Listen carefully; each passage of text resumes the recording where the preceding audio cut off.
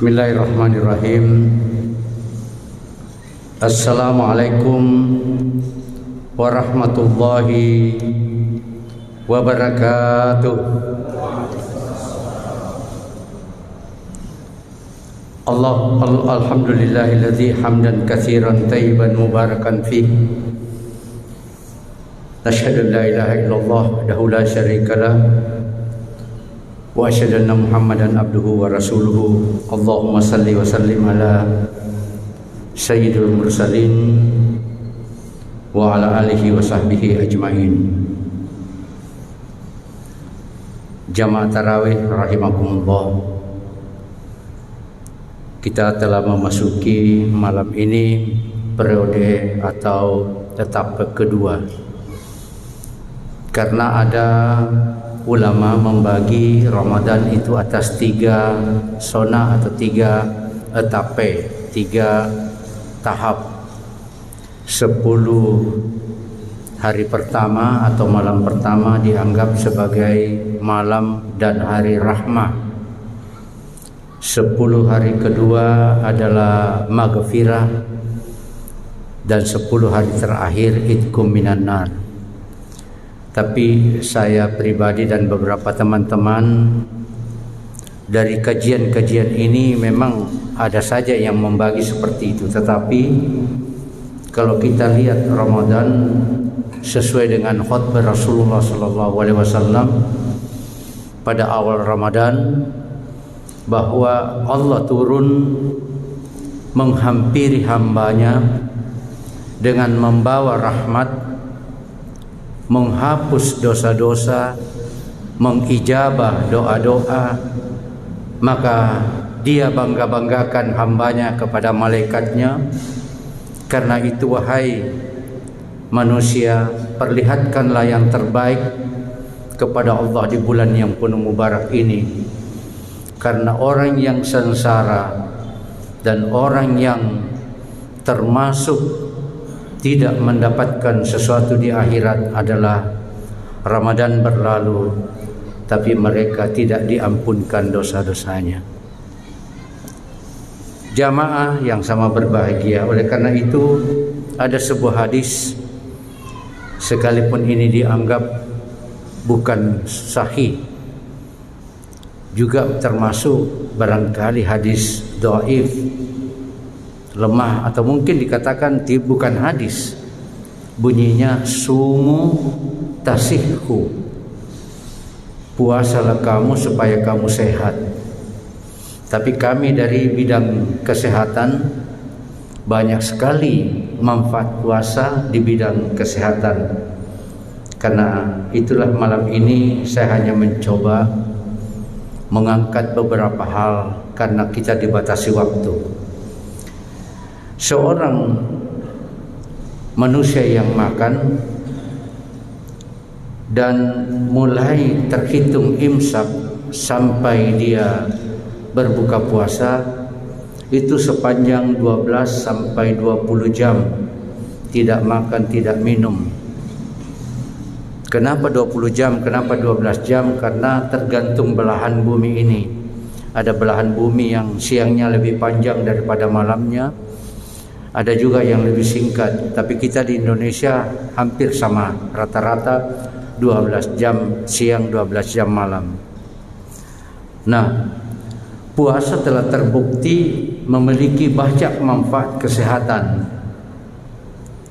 Saya lihat kesehatan yang paling utama itu adalah masalah gula darah. Salah satu manfaatnya adalah mampu mengontrol gula darah. Beberapa penelitian telah menemukan bahwa puasa dapat meningkatkan kontrol gula darah. Bahkan ada orang yang tadinya tinggi gula darahnya karena dia puasa, maka turun. Dan memang benar, karena yang meningkatkan gula darah itu adalah makanan. Kalau kita tidak makan itu pasti turun. Tetapi perlu kita ketahui bahwa seorang yang makan itu tidak pernah berhenti, mulai dari pagi sarapan, teh, mungkin dengan kuenya. Tidak lama makan nasi goreng, jam 10 makan coto, jam 12 ikan bakar, sore tea afternoon dengan kue macam-macam, malam konro, malam lagi rame-rame cari nasi goreng, bahkan kadang membawa makanan ke atas tempat tidur sambil nonton. Kalau ini berlaku terus-menerus sepanjang 11 bulan tidak ada puasa, kita bisa bayangkan bagaimana orangnya. Dan tubuh kita ini tidak pernah membuang makanan, minuman yang bermanfaat bagi tubuh. Sekarang pertanyaan, kalau ada orang memiliki uang, kebutuhan sehari-harinya terpenuhi, uangnya masih ada, apakah uang itu dibuang? Tidak. Tubuh kita juga begitu, tidak membuang sari makanan yang bermanfaat. Kalau begitu orang yang punya uang berlebih diapain? Ditabung. Nah, tempat tabungannya adalah deposito di bank. Ya, lain halnya kalau dia deposit di masjid, deposito di bank. Sekarang banknya makanan itu adalah, kalau coba lihat, kalau kita habis potong sapi di hari raya Idul Adha, kita lihat buka perutnya banyak sekali tuh lemak-lemak. Begitulah juga manusia. Bank yang pertama dari bukan sisa makanan, kelebihan makanan itu adalah di lemak sekitar alat penggantung, alat-alat viscera. Masih makan, sudah jenuh, banknya sudah tutup, tidak bisa lagi menyimpan. Akhirnya kuasa Allah disimpanlah dia di bawah perut, disimpanlah dia di bawah kulit bokong, dia buncit ke belakang, kulit perut buncit ke depan, maka dari samping kelihatannya seperti ular ini, ke depan, ke belakang dan sebagainya. Dari depan belakang orangnya bukan langsing tapi langsung. Kenapa? Karena lemak ditumpuk, bahkan kadang dagunya jadi 2 atau 3. Silakan lihat mereka yang obesitas seperti ini. Masih makan juga, bingung ini darah mau dibawa. Ditumpuklah dia di sekitar pembungkus jantung. Nah, mulai dia terengah-engah. Naik tangga saja dari bawah ke sini, mungkin 2 kali istirahat baru naik. Masih jadi makan, dikumpul lagi di alat pembungkus paru-paru, tambah dia poso, dan seterusnya. Pertanyaan, kalau sudah tidak bisa lagi ditampung di alat pembungkus jantung, pembungkus paru-paru, pembungkus ginjal, pembungkus hepar dan yang lain, kira-kira di mana? Tuannya, nyonyanya makin makan terus. Nah, kalau tidak ada lagi tempat parkir, biasanya orang memparkir di mana? Di pinggir jalan. Begitulah lemak diparkir di pinggir pembuluh darah. Kira-kira bagaimana nasib pembuluh darah? Mulai lumennya menyempit.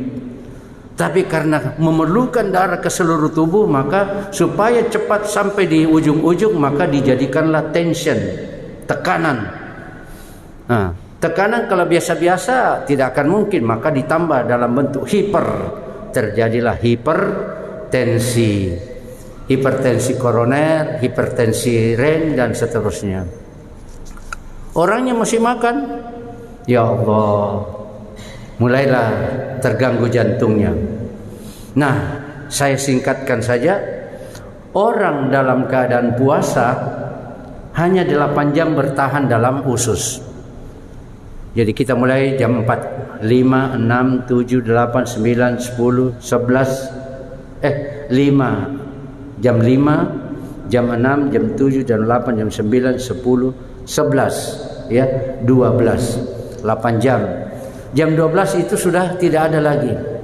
Tapi karena kita bergerak, kita mau sholat, kita mau ini, jara itu mencari makanan di mana? Tidak ada lagi makanan dalam perut, sudah tidak diproduksi lagi, kan tidak ada intake yang masuk. Mulailah ada namanya proses yang namanya gluconeogenesis, yaitu membuat semacam kemampuan energi diambil dari lemak, dibakar baru menjadi energi. Nah, Kira-kira darah mengambil dari mana? Kalau kita kan kalau ada yang dekat-dekat, kenapa ambil yang jauh? Maka dia mulai mengambil di sekitar pembuluh darah, mulai diambil. 30 hari lamanya kita puasa, dikali 12 jam, bisa dibayangkan kira-kira bagaimana ini. Dia ambil semua. Akhirnya mulai habis itu lemak-lemak di sekitar pembuluh darah. Nah, terjadilah aliran darah yang normal. Jadi tidak lagi hipertensi tetapi normal tensi. Itu salah satu contoh. Begitu juga jantung dan sebagainya. Nah, kalau dia gulanya tinggi karena puasa, gulanya rendah, itu sudah jelas. Bapak dan Ibu sekalian, fungsi yang kedua adalah mengurangi peradangan. Peradangan itu bisa terjadi di dalam tubuh kita. Dan beberapa penelitian telah menemukan bahwa puasa dapat membantu mengurangi tingkat peradangan dan membantu meningkatkan kesehatan. Ada saja, makanya kadang kalau kita panas itu ada yang meradang di dalam. Kenapa? Karena tidak terjadi keseimbangan. Puasa menetralisir semua peradangan yang mungkin terjadi di dalam tubuh kita. Yang ketiga, puasa itu dapat meningkatkan kesehatan jantung. Karena tadi sudah dikeluarkan, aliran darahnya sudah normal, maka jantung pun memompa dengan sempurna. Bunyi jantung yang bagus itu lup, dup, lup, dup, lup, dup. Kalau kita cemas, cepat dia lup, dup, lup, dup. Kalau kita takut, cemas juga lup, dup. Dan kalau terjadi begitu, kadang aliran darah kurang di otak, kadang kita mulai loyo, kadang kita mulai anxiety, cemas, dan kadang kita mulai stres. Puasa datang menyebabkan jantung itu normal, aliran darah normal, tidak ada stres, tidak ada menyebabkan kita loyo. Makanya supaya kita tidak begitu banyak, ya qiraah Al-Quran, kita membaca, kita membuat beberapa hal. Dan jangan hanya membaca alif lam mim zalikal kitabul la raiba fi hudal lil muttaqin. Jangan hanya dibaca. Ya. Inilah kitab yang tidak ada keraguan padanya. Berarti sepanjang kitab itu kita baca, tidak boleh diragukan. Nah, menjadi hudan, petunjuk bagi muttaqin, orang-orang yang bertakwa.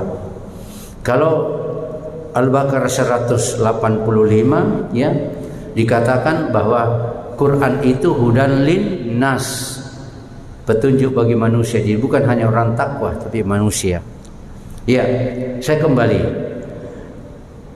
Jadi studi dari 110 orang dewasa yang gemuk dengan memanfaatkan puasa selama 3 pekan dengan pengawasan yang ketat, maka tensi mulai normal, trigliserida juga normal, kolesterolnya tidak tinggi, ada yang namanya lemak low density lipoprotein, itu namanya lemak buruk, itu juga rendah. Biasa kalau banyak lemak, makan gorengan dan sebagainya, tidak dipilih, itu biasanya lemak LDL, ini namanya lemak jelek atau lemak buruk. Itu bisa menyebabkan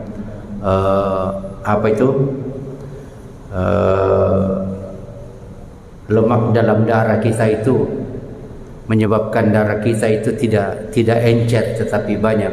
Dan bahayanya kalau ada emboli, tahu emboli apa itu istilahnya, ada gumpalan lemak itu tidak diurai, dia berjalan di pembuluh darah lebar, dia bisa lolos. Tapi begitu sampai di otak, tetap dia ini tersumbat pembuluh darah yang kecil. Hebatnya ini otak ciptaan Allah. Kalau otak itu selalu dipakai berpikir, dipakai untuk membaca, dipakai untuk dan sebagainya, dia itu membuat namanya sinopsis. Artinya ini jalanannya otak, darah, dia membuat cabang. Tapi cabang ini belum dia lewati darah, dia tetap membuat saja. Andaikan jalanan ini dibuat jalanan kiri kanan dan sebagainya, tapi tidak dilewati kendaraan, Tapi begitu di ujung sini buntu, maka aliran darah masuk ke cabang-cabang ini. Makanya tidak akan terjadi orang stroke. Tetapi kalau memang cabangnya kurang dan lemaknya banyak, menyumbat kiri kanan, terjadi namanya NHS, non hemorrhagic stroke. Tetapi kalau dia menyumbat tetap di tension, dia meledak atau bukan meledak tapi dia bocor, terjadi perdarahan, ini yang disebut stroke hemorrhagic. Tapi kalau puasa mengurangi lemak, darah tidak ada lemak yang ikut, semuanya lancar, tidak ada apa-apa. Allahu Akbar ya Karim. Kemudian puasa juga meningkatkan fungsi otak. Nah, itu tadi saya katakan, fungsi otak itu dapat meningkatkan karena meskipun penelitian sebagian besar itu adalah penelitian pada hewan, tetapi beberapa penelitian telah menemukan bahwa puasa dapat memiliki efek yang kuat pada kesehatan otak. Dan kita sandingkan dengan baca Al-Quran, sandingkan dengan sholat, sandingkan dengan bertilawah, sandingkan dengan macam-macam. Makanya Rasulullah SAW dia katakan, jangan kamu lupa membaca dua doa ini selama bulan Ramadan, di mana saja, pagi, sore, siang, malam, kecuali masuk WC jangan baca. Apa itu doanya? Semua kita hafal. Sama-sama kita berdoa. Nashhadu an la ilaha illallah wa nastaghfirullah nas'aluka ridhaka wal jannah wa na'udzu bika min sahtika wan nar. Allahumma innaka afuwun karim tuhibbul afwa fa'fu anna ya rahim. Luar biasa ini. Apalagi yang bisa menolak kalau ridha Allah sudah ada, kita dijauhkan dari api neraka, kita minta kepada yang senang memaafkan, dan fa'fu anna ya karim, maafkan kami ya Allah yang maha mulia. Allahu Akbar. Nah, saudaraku kaum muslimin yang sama berbahagia, puasa dapat membantu menurunkan berat badan. Nah, ini tidak perlu saya terangkan karena banyak sekali ibu-ibu yang langsung banyak sekali olahraga dan sebagainya. Memang mereka mengurangi makan dan menurunkan ini. Tapi puasa walaupun tidak disuruh, insya Allah menurunkan berat badan. Tapi jangan heran kalau ada nanti sesudah Ramadan menimbang berat badannya malah naik. Kenapa kira-kira? Ya, tanyalah kepada diri kita. Karena waktu dia bukannya buka berpuasa ala Nabi, tapi dia berbuka puasa ala kasum tum. Semuanya dihantam kiri kanan sampai sholat maghrib saja susah bernapas. Nauzubillah. Nah, secara teoritis berpantang dari semua makanan itu adalah menurunkan berat badan. Minum yang tertentu juga menurunkan berat badan dan harus mengurangi beberapa hal yang bisa menyebabkan lemak tinggi. Saudaraku kaum muslimin, puasa juga meningkatkan sekresi hormon pertumbuhan, namanya hormon growth atau human growth hormone. Makanya kalau puasa itu bukan menyebabkan orang ceking, tapi malah bertambah karena ada hormon pertumbuhan dipicu untuk bertumbuh, untuk membuat metabolisme lebih bagus, penurunan berat badan, tetapi otot-ototnya malah tambah kuat. Jadi yang tadinya memang banyak, otot-ototnya banyak mengandung air, dengan puasa airnya itu kurang, ototnya tambah kuat. Tentu dengan catatan ada juga olahraga yang bisa memperkuat otot kita. Ketujuh, menunda penuaan dan memperpanjang umur. Allahu Akbar.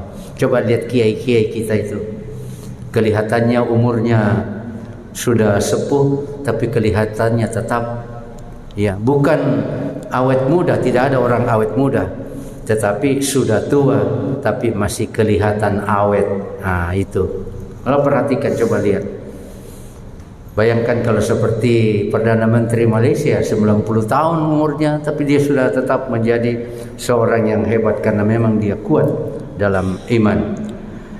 Baiklah ibu dan bapak sekalian, bahkan ada dikatakan puasa mencegah kanker.